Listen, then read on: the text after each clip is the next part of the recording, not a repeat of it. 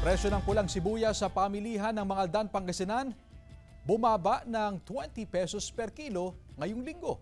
Naritong report.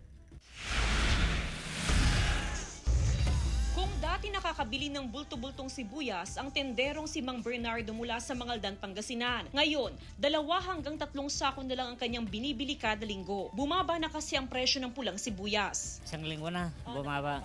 Oo, Ay dahil marami na hong supply? marami na. Mula sa dating 100 pesos kada kilo, nasa 70 hanggang 80 pesos na ang kada kilo ng sibuyas ngayon sa Mangaldan Public Market. Marami raw ang supply ng sibuyas ngayon, kaya kahit papaano, pasok ito sa budget ng mga mamimili. Siyempre, pag bumaba di, okay naman. Pasok sa budget na. Oo. Sa monitoring ng samang industriya ng agrikultura, karaniwan na ang pagbaba ng presyo ng sibuyas ngayong buwan dahil nagsisimula na rin mag-ani sa ilang lugar sa Pangasinan. Magsisimula na rin ang anihan ng sibuyas sa Nueva Ecija sa Disyembre. Magsisimula na rin ang anihan ng sibuyas sa Nueva Ecija sa Disyembre. Yung monitoring natin sa price, yung pick up sa cold storage, more or less nasa 65 to 70 pesos. Hindi kagaya dati na umabot ng 100 plus. So this year naman mas mababa pa rin yung presyo. Sa mga susunod na buwan, inaasahang babagsak pa sa 60 pesos ang kada kilo ng sibuyas. Bukod sa pulang sibuyas, mababa rin ang presyo ng puting sibuyas na nasa 90 hanggang 100 pesos per kilo. Kasama si Henry Duminsil, Jasmine Gabriel Galban,